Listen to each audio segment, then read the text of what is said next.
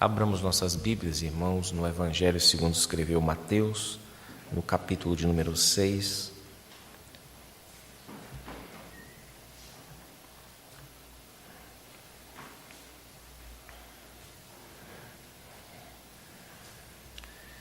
Evangelho segundo escreveu Mateus, capítulo de número 6, versículo 11.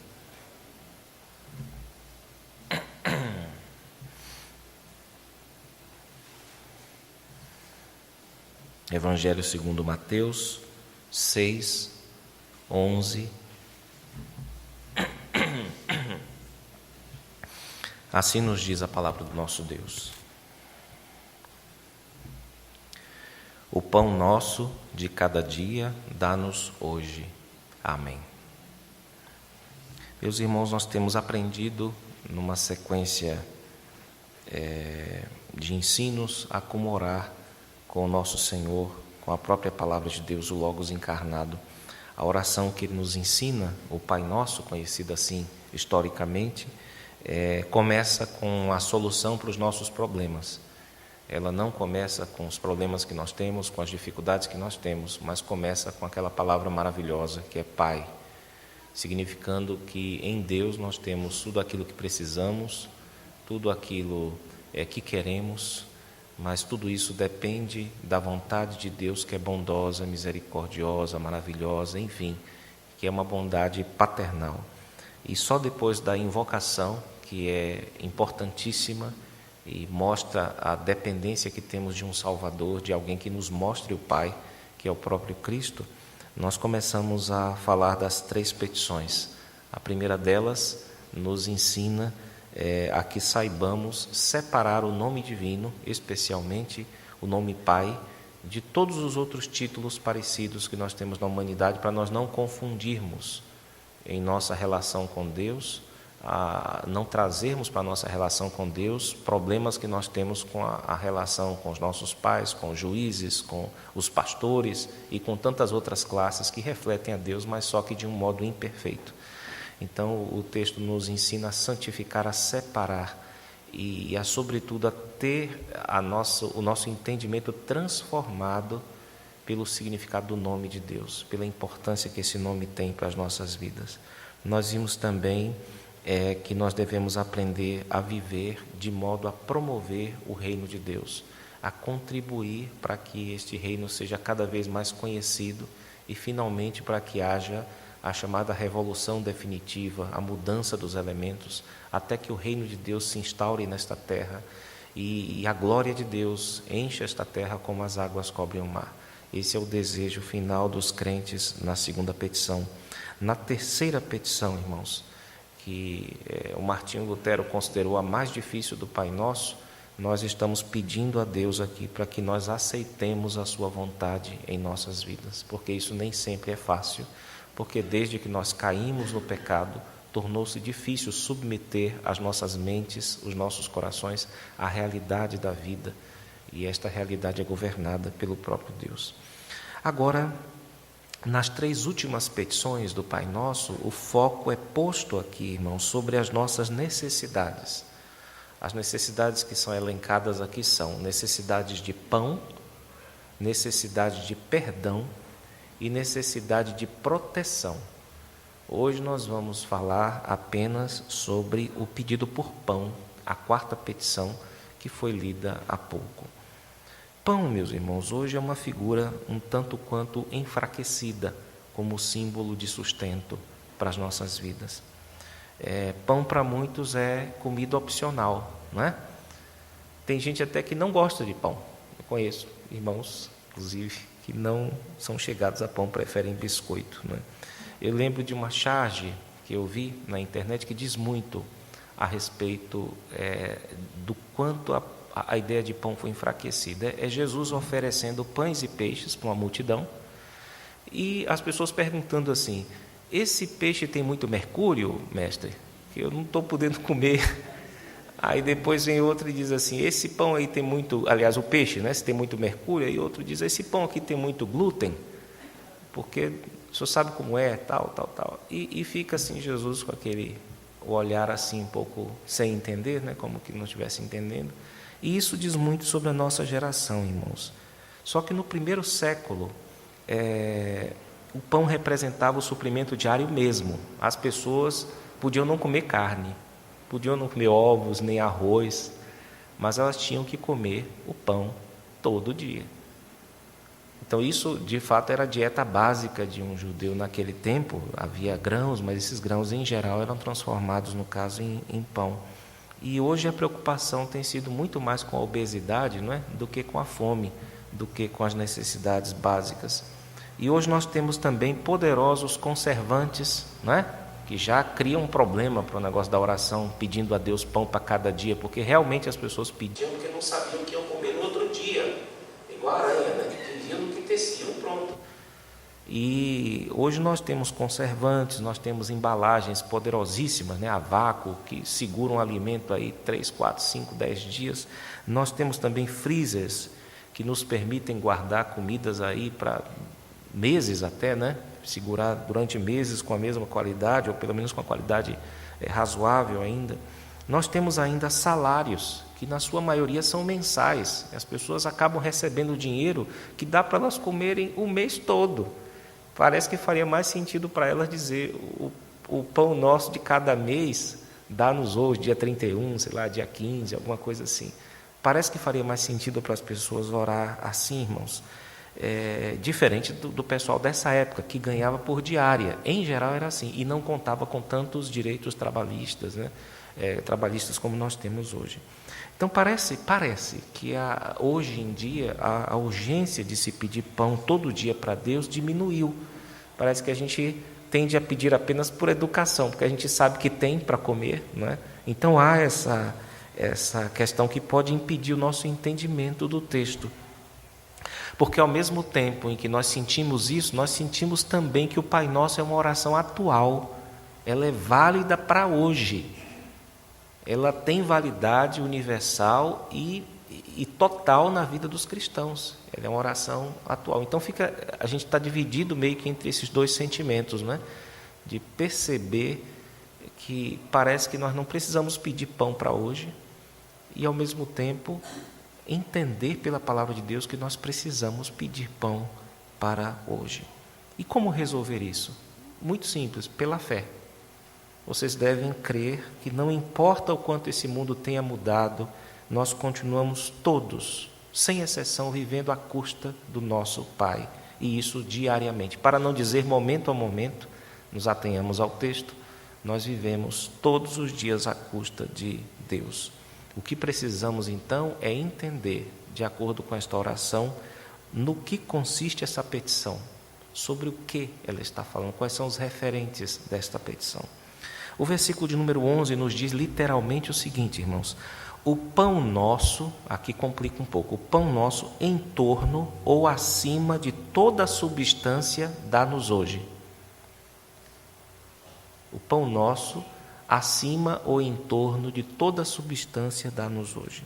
Desde o século IV, o termo grego que é traduzido aqui como de cada dia, o cotidiano, é o epiúcios. Esse termo ele é traduzido só em mais outro lugar como cotidiano, que é na oração do Pai Nosso de Lucas, capítulo 11, versículo 3. E desde o século IV ele é discutido. E prevaleceram entre os medievais uma teoria do duplo sentido, que foi inaugurada por Agostinho. Ele entendia que o pão era o sustento corporal mesmo, é esse pão que a gente come, o sustento da vida normal, mas ele entendia também que o pão eram os preceitos divinos, porque por meio deles Deus também nos dá vida. Então a ideia seria de que a meditação a cada dia nos preceitos divinos era um outro sentido ligado a esse primeiro do sustento físico, mas também a gente precisa do alimento espiritual, seria isso, né? Essa foi uma interpretação que prevaleceu com duas exceções, que são dos pais chamados latinos, gregos, né, do lado oriental da igreja, que foram Gregório de Nissa e João Crisóstomo, que defendiam um sentido mais simples. O sentido mais simples é esse que você lê e diz assim, olha, pelo jeito é isso que ele está dizendo, é para que Deus não nos deixe passar fome, passa frio, não nos deixe morrer e nos sustente, não é? Porque para a questão do alimento espiritual tem outras petições, né, cobrindo isso aí. Então, só 2 pais da igreja entenderam que o sentido era mais simples, né? Era mais simples do que esse do Agostinho. No século XVI, isso foi por toda a Idade Média, essas 2 interpretações prevaleceram, uma majoritária de Agostinho e essas 2 menores que estavam lá na igreja grega, não é? Com João Crisóstomo e o Gregório de Nissa. Mas no século XVI, Martinho Lutero, que era um monge medieval, ele entendeu imediatamente os 2 sentidos de Agostinho, diz que há aqui o alimento físico, né, chamado físico, e o alimento espiritual. Mas depois ele mudou a posição dele e a manteve até morrer, que foi a posição do João Crisóstomo. Ele apegou-se àquela posição mais simples de que o texto está falando: Senhor, por favor, não nos deixe morrer. Nos ajude no nosso dia a dia a ter o nosso sustento, a ter o nosso pão, a ter a nossa roupa, a nossa veste, a ser conduzido nesta terra, nessa existência, né? E ele via, o Martinho Lutero, esse verso como um antídoto, essa petição, né? Como um antídoto contra a ansiedade da vida diária, porque era um exercício de confiança na bondade de um Pai poderoso. Então foi assim que ele se definiu no entendimento desse verso. Olha, isso é um poderoso antídoto contra o estrangulamento causado pelas ansiedades, né, a respeito do que virá, do sustento, se nós vamos ter mesmo. É confiar que existe um Pai que não apenas sabe, mas pode toda a sua vontade, ou fazer toda a sua santa vontade. E uma dessas partes da santa vontade de Deus é o sustento dos santos, o sustento dos seus filhos, né? E assim entenderam também, irmãos, outros reformadores, como Martinho Bucero e João Calvino, que via essa prece aqui cobrindo não apenas a nutrição nossa, não apenas o vestuário, mas tudo, diz ele, quanto Deus sabe e reconhece que é bom e útil para nós, para que façamos uso dos bens que Ele nos dá e gozemos paz e tranquilidade. Então, eles tiveram um entendimento muito unificado a respeito desta 4ª petição do Pai Nosso. E os catecismos reformados nos séculos seguintes, todos eles, de modo unânime, aceitaram essa interpretação mais simples, assumiram igualmente essa interpretação, que é do Gregório de Nissa, Crisóstomo, Lutero, Calvino, Bucero, não é? Eles assumiram que, de fato, a leitura mais simples é aquela que a criança entende, é aquela que é um pedido de socorro a Deus para que Ele nos supra as necessidades básicas nesta vida. Muito bem, irmãos, resolvido este ponto aqui, vejamos outros ensinos contidos neste pequeno verso, né? Nesta pequena prece. Quando nós fazemos essa prece, nós estamos pedindo sabedoria e força para conseguir um sustento diário e lícito. A ideia de pão nosso aqui diz respeito também a uma posse legítima. Ou seja, você não está pedindo para fazer uma falcatrua e conseguir o pão. Você está pedindo para conseguir um pão em termos jurídicos seu, né, que em termos jurídicos lhe pertença. Então nós estamos aqui também suplicando a Deus para que Ele nos dê meios honestos de conseguir o nosso sustento. E com isso nós evitamos 2 grandes tentações, são tentações modernas, mas também antigas. Uma delas é a de querer ficar rico. Né? Existem pessoas que querem, porque querem ganhar a vida em grandes partilhas. Qual é o problema com isso? É o querer ficar rico, não é o ficar rico. Se a pessoa ficou rica, aí você diz, vai dar para ficar rico sem querer? Fala assim, olha, a Bíblia não nos chama para ficar rico sem querer, nem rico querendo. Nos chama para nos esforçar, para trabalhar. Mas, evidentemente, Deus cumula alguns com bens e não cumula outros com bens de acordo com a sua economia, que é misteriosa, a sua economia que é maravilhosa, que é bondosa. Então, a ideia de querer ficar rico é o grande veneno que afunda as pessoas na ruína e na destruição. Hoje em dia existem 1001 cursos ensinando você a como enriquecer. 1001 cursos. Eles desconsideram, no entanto, que dinheiro também tem um custo. As pessoas sempre associam os custos a dinheiro, mas não associam o dinheiro a custos. Existem existem preços altos que as pessoas vão pagar por esse desejo de ser rico. Isso quem diz é Paulo. E, infelizmente, alertando a pastores, que Paulo está falando a Timóteo. Mas não significa que os crentes não devam levar isso em consideração, os outros crentes.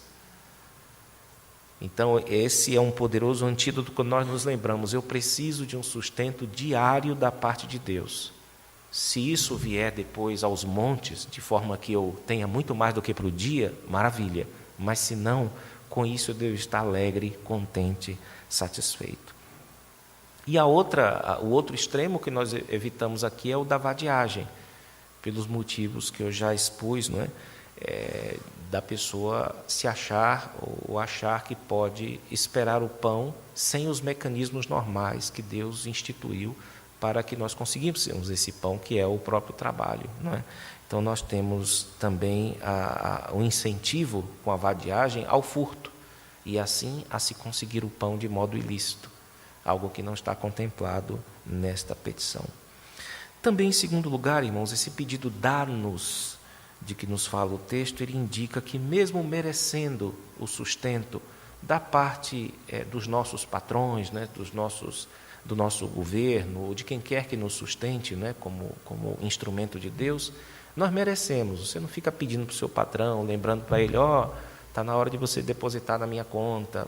Você sabe que ele vai fazer isso, pelo menos você supõe que ele vai fazer isso. Você não fica o tempo todo cobrando isso, nem dizendo, nem rogando, como se aquilo fosse um favor que ele fizesse a você. Mas com Deus é diferente, irmãos. Nós estamos lidando com aquele que nos concede todas as dádivas. Nós, de fato, vivemos do suor e nós vivemos do pão que nós comemos. Vocês vivem porque vocês trabalham para isso. Vocês vivem porque vocês têm pão e fazem uso desse pão. Mas essas duas forças, essas duas coisas, tanto a força física ou o entendimento para trabalhar, como também o fruto desse trabalho, vem de cima. Vem de cima. Então é lógico que nós temos de pedir ao nosso Pai que nos dê esse pão, e isso vai incluir o esforço, vai incluir a criatividade, vai incluir tudo que nos capacitará a consegui-lo, irmãos. Nós devemos nos lembrar sempre da chamada maldição da inutilidade, aquela de que nos fala o Salmo 127. Lembrem-se dessa maldição da utilidade, que vem sobre todos aqueles soberbos que desconsideram Deus e apenas confiam em seu suor e no pão que está diante de si. O texto diz assim: se o Senhor não edificar a casa, em vão trabalham os que a edificam. Se o Senhor não guardar a cidade, em vão vigia a sentinela. Inútil vos será levantar de madrugada, repousar tarde, comer o pão que penosamente granjeastes. Aos seus amados ele o dá enquanto dormem. Ou seja, o ponto aqui é: sem Deus, sem pão. Sem Deus, sem sustento. Sendo assim, nós devemos declarar a nossa dependência total do Senhor Deus. E o modo de fazer isso é erguendo nossos olhos aos céus e fazendo esta petição, irmãos. Não se ache esperto nessa área. Nunca se considere esperto na área de autossustento, porque você não é, realmente não é assim. Mesmo trabalhando, suando, conseguindo, continue a pedir isso a Deus todo o dia. O termo hoje aqui, irmãos, no final do versículo, é enfático. Ou seja, ele não é necessário aqui, a não ser que se queira acrescentar uma ênfase. O pão nosso de cada dia dá-nos, ou dá-nos o pão nosso. Quando se diz de cada dia dá-nos hoje, significa que há uma ênfase aqui de que nós devemos evitar nos iludir com salário mensal. Ou seja, existem pessoas que ficam ansiosas no dia que o salário tem que sair, não é? Vocês deviam estar ansiosos todos os dias, cultivar essa ânsia todos os dias, porque não há garantias de que você, tendo pão para comer, você vai comê-lo. Não há garantias absolutas disso. Há probabilidades, é claro. Há muito mais probabilidade que eu vá comer um pão que está diante de mim do que aquele que não está, mas não há probabilidade absoluta. É até uma contradição de termos isso. Então não se iludam com o freezer que vocês têm, que talvez tenha alimento dentro, ou embalagens com datas de validade longas, né? Existem latas de sardinha que duram 2 anos. Não se iludam com isso, irmãos, não se iludam. Pratiquem essa petição dia após dia. Desde o maná está claro isso. Desde o evento do maná está claro quem é que afinal nos sustenta. Também este pedido dá-nos, ele é importante porque ele inclui a igreja. Lembrem-se de que essa oração é a oração dos discípulos, é a oração dos santos, é a oração do povo de Deus. Então nós devemos nos lembrar, quando pedirmos para nós, nos lembrarmos automaticamente dos nossos irmãos, aqueles que são trabalhadores, aqueles que até têm o que comer, mas que não conseguem comer porque estão doentes, estão passando mal. Outros que estão desempregados, que não têm os meios lícitos de conseguir o pão, estão à procura de alguém que mande neles, que os ordene fazer algo para que eles tenham um direito humano de conseguir o seu sustento. Então lembremos dessas pessoas, lembremos daqueles que também estão em aperto, que estão passando por dificuldades, mesmo tendo um trabalho lícito, irmãos.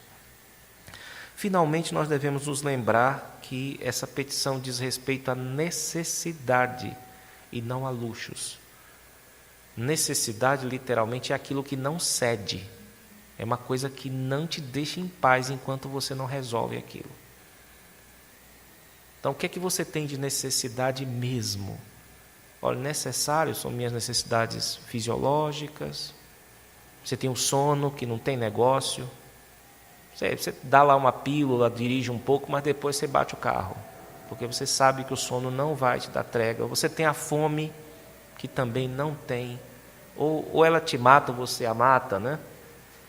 Você tem sede e você tem necessidade de respirar, e você tem necessidade de se proteger do frio, porque senão você morre, ou do calor, porque senão você desidrata e morre do mesmo jeito.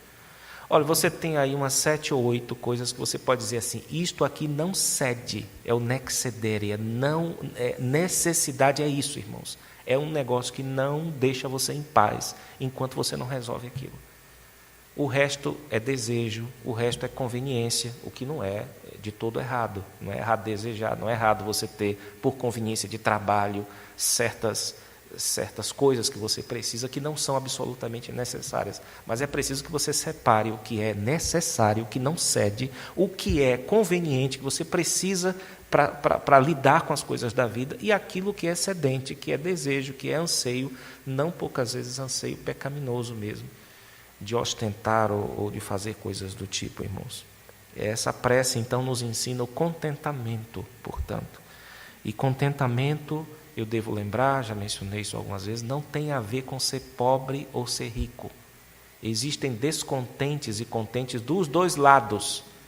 Gente que é pobre contente, gente que é pobre descontente, gente rica contente, gente rica que quer um pouquinho mais. Então isso aí não tem a ver com, se eu for uma pessoa contente eu não cresço. Eu não sei se você vai crescer ou não. Você pode muito bem ser uma pessoa contente e nunca crescer. E pode ser contente e crescer. E pode ser descontente e crescer, para o seu prejuízo. E pode ser descontente e não crescer também. Nós não sabemos, não tem uma relação causal, uma coisa com a outra. Você é chamado apenas a ser contente, tendo o que comer e o que vestir. Não é? Esse é o ponto aqui, irmãos. E quem não é contente costuma viver murmurando. Eu me refiro agora aos que fazem parte da igreja, nos lembrando do povo de Israel. Quem não é contente vive murmurando quando não tem aquilo que quer, e quando tem, vive ostentando, vive humilhando outras pessoas. São os erros opostos de que nos falou Calvino, não é? Quando as pessoas têm, mas não têm contentamento, é nisso que dá. Elas cometem esses erros da reclamação na pobreza ou na ostentação na riqueza, não é? E humilhando os outros. Em resumo, meus irmãos, não nos deixemos iludir pela segurança aparente do dinheiro que dá para um mês, em compras de atacadão, né, que geram aqueles estoques muito bonitos na casa de vocês. Também não confiem na ciência, não confiem de modo último na tecnologia. Você não precisa ficar pedindo salário ao seu chefe todo mês, que você sabe que você tem seus direitos. Mas com Deus Pai é diferente. É diferente, é outro tipo de relação, não é uma relação trabalhista ou de outro tipo, mas é uma relação familiar. Você está falando com o seu Pai. E por isso, independente da sua situação aparente, você pode ter dinheiro para mais do que este dia para viver. Mesmo assim, peça.